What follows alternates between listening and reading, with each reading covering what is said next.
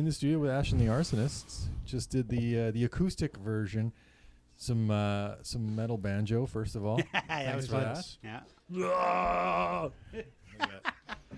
We tried that in practice on, was that Wednesday?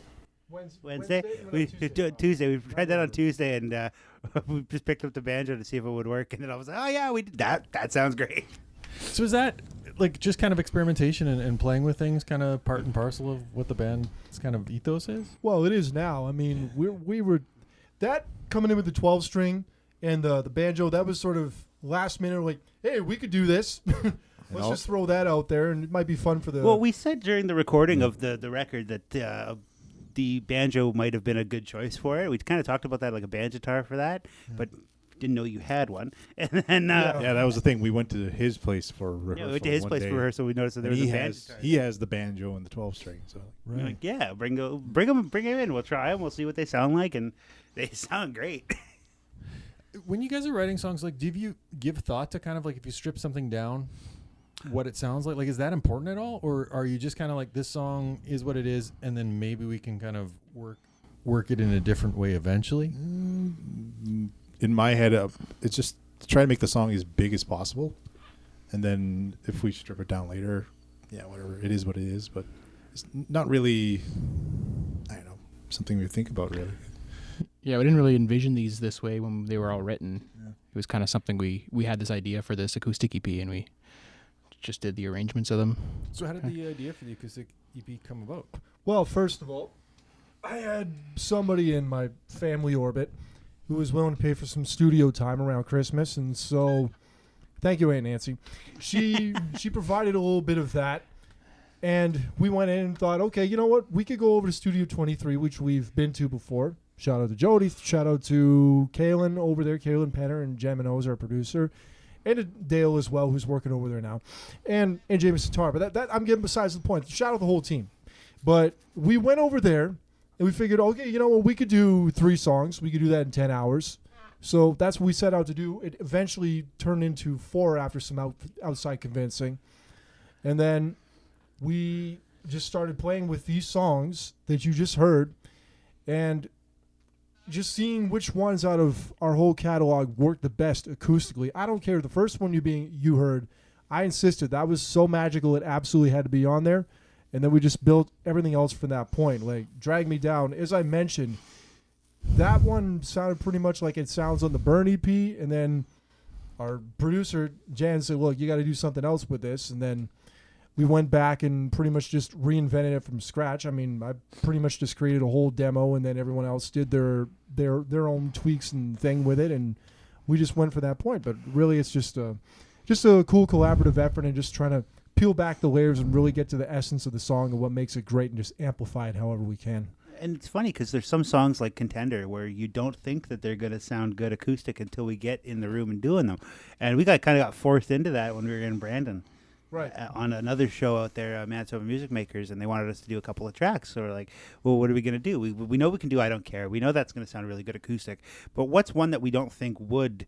Let's see if we can work it out. And then Contender came along as like, that's got to be done acoustically. Right. So what's your all relationship to acoustic? Like, I think back to like Nirvana Unplugged and stuff, right? Like to hearing like a really loud band, and then like the shock of, oh, wow, like these songs at their core are something different. Yeah, these guys are musicians. Yeah. I mean, first of all, the title of the EP, Unignited, which is out December 12th, comes from that very thing, Unplugged. And as Ashley Arsonist, we have kind of a running fire theme going on. Ashley Arsonist, Burn was our last EP, Unignited, as in unplugged. You take the flame out, and then also you got candles around the room. It's not manually lit, whatever. So, well, of course, I don't know what I'm talking about, but here's what I am talking about. This EP right here. So, what was the question again? What were we getting at? Your relationship to acoustic songs. Like, do you, are you fans of that? Oh, yeah, those Unplugged albums are great. Jar of Flies, Unplugged. I used to fall asleep to the Nirvana Unplugged. Yeah, every night. Just very easy listening. Yeah. The best way, like, if you're really just trying to relax, like an acoustic record would take you there, I think. Relaxed or just really in a dark spot. Yeah. As well. It can depend on it. It's just So you can't listen to something like Jar of Flies, like Rotten Apple, Nutshell, any of that stuff. When it's sunny outside and you're having a good day, it's just For a rainy it's- day. Yeah, it's one of those. Like Drag Me one of those Down, I things. think is now one of the in that category. It for a rainy absolutely day. is. It absolutely is. So Yeah, I used to party a lot back in the day, and the acoustic guitar was always a good companion for killing beer. any party you go to. beers around. You don't want to be that guy that brings out the acoustic guitar at the party, though. We know that. I brought it with me everywhere when I used to drink back then. You only bring it out at the show, Yes. specifically for Yes. the show. Which, speaking of, you got a few coming up. We do.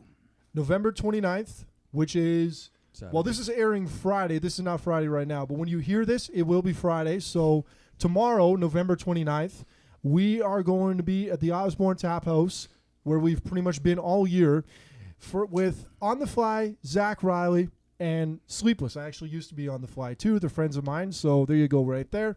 And then We're- Sunday. Yes, the Christmas musical mission over at the Marion with a whole bunch of other bands, and we're going to be closing out the night. That's going to be a fun time. And We're then raising money for the Christmas cheerboard. yes, indeed. And hopefully we don't get snowed out this time like we did last time. Last year was nuts. Like that, getting It to was that. a literal blizzard. And that's at the Marion. That's at the Marion Hotel on Sunday, November 30th. But last year when we were playing there, I think it was like December 8th. It was December 8th, and it was that giant snowstorm that we had. And there was questions of like some bands couldn't even make it because they were coming from out of town. Or Yes, whatever. yeah, the Kenora band didn't. Yeah, I think they're just like, turned we're around. not doing this. Yeah. It's a 2-hour drive and 40 centimeters of snow. We're not doing this. Yeah. So, yeah, there was that. We got those going on. And then right at the end of the year, almost, December 20th, we're back at the Tap House one more time with Valley Narrow, The Lovers, who I'll be sitting in with on drums. I was practicing some of that stuff before I got here. And Jeremy Williamez with his new loop guitar moniker. Mr. Loopy Pants. Yes, indeed. That should be interesting. It should be an eclectic night to finish off the year.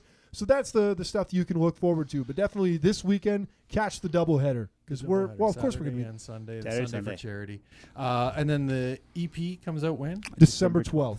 And the next single, Drag Me Down, is out December 5th, the week before, the Friday before. What's the best place for people to keep tabs on you? Instagram, or what's your socials? Everywhere. Everywhere. So Facebook, YouTube, and I believe TikTok, Ashley Arsonist. On Instagram, X and Threads, we are Arsonist204. So those two handles are what you should catch us on. And then, of course, we're on all the socials, which are, Spotify, Deezer, Apple Music, YouTube Music, any of that stuff. Just type in Ash and the Arsonist, and you will find us. So to give folks a taste of the unacoustic, obviously we just played the 4 songs here live. Maybe we can pick a track off Burn that we can give people a taste of, what it sounds like plugged in. Yeah, let's do. The one that I would say to listen to is the Unseen War, for me, off the Burn record. That is probably my favorite track that we did, which was. And it's another emotionally powerful song where it talks about it takes you on a journey. That song for sure. Perfect. Faith, and Yeah. et cetera, and just I would say Wound myself, but it's just as would he for bass reasons. Oh, But anything on there for sure. I mean, we also just had our last video and single release off that record just at the end of last month called Left 4 Dead. That is the antithesis to the acoustic record. Is Left 4 it Dead. certainly is. Yeah, and we had Justin here who works here. Thank you.